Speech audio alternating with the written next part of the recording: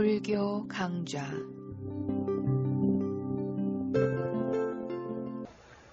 안녕하십니까, 묘원입니다. 위파사나는 싸워서 이기는 수행이 아닙니다. 단지 대상을 받아들여서 아는 수행입니다. 그러므로 수행에서는 이기고 지는 것이 없습니다. 받아들이지 않으면 모르는 마음이며 받아들이면 아는 마음입니다. 이처럼 수행이란 알아차리느냐 알아차리지 못하느냐 하는 것만 있습니다. 받아들이는 것은 관용으로 이러한 선한 행위가 없으면 의식이 고양되지 않습니다. 알아차리면 대상을 분리해서 보는 중도가 됩니다. 중도의 마음에서만 대상의 바른 성품을 볼 수가 있습니다. 그래서 어떤 대상이 나타나건 싸우지 말고 인내하면서 알아차려야 합니다. 만약 그렇지 못하면 나라고 하는 자아를 가지고 수행을 하는 것이라서 궁극의 법을 보지 못합니다. 수행자 여러분, 진심은 화를 내는 마음입니다. 진심은 눈을 부릅뜨고 화를 내는 선하지 못한 마음입니다. 진심이라고 할 때 이 진짜는 눈 부릅뜰 진입니다. 성내는 마음은 하나지만 여러 가지 마음으로 나타납니다. 성냄은 타락, 부패, 결점, 잘못, 평의 바탕이 되는 마음입니다. 성냄은 화, 분노, 혐오로 싫어하고 미워하는 마음이며 피하고 없애려 하고 질투, 후회, 인색한 마음이 함께 일어납니다. 탐심, 진심, 치심은 불선심의 세 가지 독일에서 삼독이라고 합니다.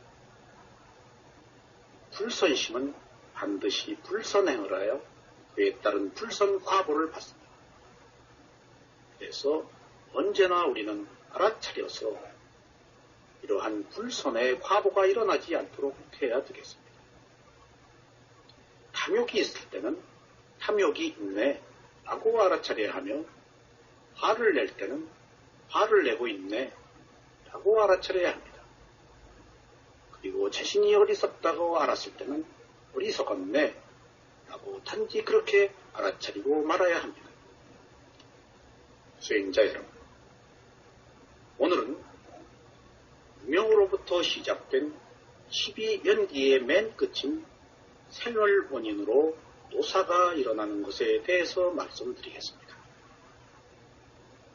지금 저희는 무명으로부터 시작된 연기의 원인과 결과를 그 끝부분인 마지막 생을 원인으로 노사가 일어나는 곳까지 왔습니다. 그렇습니다. 현재의 업의 생성을 원인으로 미래의 태어남이라고 하는 생이 일어나면 다시 생이 원인이 되어서 노사라는 결과가 생깁니다. 태어난 이상 늙어서 죽는 과정을 거치는 것은 필연적입니다. 그래서 생이라고 하는 태어남은 그것 자체가 괴로움의 시작입니다. 태어난 생명이 모두 악조건 하에서 제대로 생명을 유지하기도 힘들며, 생명을 유지했다고 해도 경쟁의 치열함 속에서 바르게 살기도 어렵습니다. 그래서 태어남 자체가 괴로움이기 때문에 태어남을 괴로움의 진리인 호재라고 합니다. 이처럼 태어나면 부인할 수 없는 엄숙한 진실이기 때문에 괴로움의 진리라고 하는 것입니다. 우리가 생로병사를 하는데 12연기에서는 생과 노사만 있지 병은 없습니다. 그러나 주석서에서는 생로병사라고 말합니다. 병은 정신과 물질을 가지고 있는 한 필연적으로 뒤따르는 하나의 현상입니다. 사실 정신과 물질은 병의 먹이이며 죽음의 먹이입니다. 나무가 있는 한 벌레가 있듯이 정신과 물질이 있는 한 병과 죽음이 뒤따릅니다. 수행자 여러분, 인과의 사슬에서 무명은 행을 일으키고 다시 행을 원인으로 식이 일어납니다. 이때 정신과 물질이 형성됩니다. 이렇게 생긴 정신과 물질은 감각 접촉을 일으킵니다. 감각 접촉으로 느낌이 일어나고 이 느낌이 다시 가래를 일으킵니다. 느낌이 즐거운지 괴로운 것인지 문제가 되지 않습니다. 즐거운 느낌은 즐거운 대상에 대한 집착을 일으키는 반면 괴로운 느낌은 즐거운 대상들에 대한 가래를 일으킵니다. 가래가 강해지면 광적인 가래인 집착으로 발전하고 그러면 그것을 충족시키자 하는 행위나 노력을 하게 됩니다. 사람들은 자신의 필요와 욕망을 충족시키는 데 도움이 되기를 바라면서 선행이나 악행을 합니다. 재생을 일으키는 것은 바로 가래를 기반에 둔 업의 생성입니다. 재생이라는 새로운 태어남은 어느 중생기에서 일어나든 간에 괴로움과 결부되어 있습니다. 축생계와 다른 악처의 괴로움을 깊이 생각해 볼 필요는 없습니다. 인간계에서도 괴로움을 피할 수 없는 삶이 현실이기 때문입니다. 수행자 여러분, 사람의 괴로움은 어머니의 자궁에 있을 때부터 시작됩니다. 태어난 다음에는 먹고 살기 위해 힘들게 일해야 하고 악당과 폭군에 시달립니다. 설사 생존 경쟁에 내재해 있는 괴로움에서 벗어났다고 하더라도 언젠가는 늙음, 병든, 죽음과 대면하지 않으면 안 됩니다. 수태의 순간부터 사람은 이러한 피할 수 없는 삶의 괴로움을 향해 갑니다. 매 순간마다 사람은 이러한 삶의 괴로움에 한 발 한 발 다가섭니다. 어떤 사람은 헛보기에 걱정이 없고 행복한 삶을 살아갈 수도 있겠지만 그의 정신과 물질은 언제나 늙음과 죽음의 과정 속에 있습니다. 늙음, 병듦, 죽음의 불가피함을 강조하는 인도의 설화가 있습니다. 한 사내는 늙음을 두려워하여 불로 장생의 약을 입에 넣고 허공으로 올라가서 하늘에 숨었습니다. 다른 한 사람은 병듦을 피하기 위해서 바닷속에 숨었습니다. 그리고 또 다른 사내는 죽음을 피하기 위해서 히말라야의 동굴에 숨었습니다. 세 사내의 아들들이 아버지를 찾아 나섰는데 첫째 사내는 아주 추하게 늙어 있었으며 둘째 사내는 병들어 죽어 있었고 셋째 사내는 이미 죽어 있었습니다. 그렇습니다. 모든 사람은 늙고 병들고 죽게 되어 있습니다. 일단 태어나면 이러한 존재의 괴로움을 막을 수 있는 방법은 아무것도 없습니다. 그래서 부처님께서는 법구경에서 이렇게 말씀하셨습니다. 하늘이건 땅이건 바닷속이건 죽음을 피할 수 있는 것은 어디에도 없다. 그렇습니다. 수행자 여러분, 사람은 죽기 위해서 태어났습니다. 그릇은 왜 만들어졌습니까? 그릇은 깨지기 위해서 만들어졌습니다. 회사는 왜 생겼습니까? 회사는 언젠가 없어지기 위해서 생겼습니다. 왜 우리가 만납니까? 우리의 만남은 헤어짐을 전제로 합니다. 죽음은 이처럼 피할 수 없는 것입니다. 그렇다면 죽지 않는 방법은 과연 무엇일까요? 과연 죽지 않을 수가 있을까요? 죽습니다. 죽음을 피할 수가 없습니다. 하지만 죽지 않으려면 다시 태어나지 말아야 합니다. 다시 태어나지 않으려면 위파사나 수행을 해서 가래를 일으키지 말아야 합니다. 가래를 일으키면 집착을 해서 업을 생성해서 미래의 태어남을 원하기 때문에 다시 죽어야 하는 끝없는 과정을 거쳐야 합니다. 그래서 우리가 느낌에서 가래가 일어나지 않도록 알아차리는 수행을 해야 하는 이유가 있는 것입니다.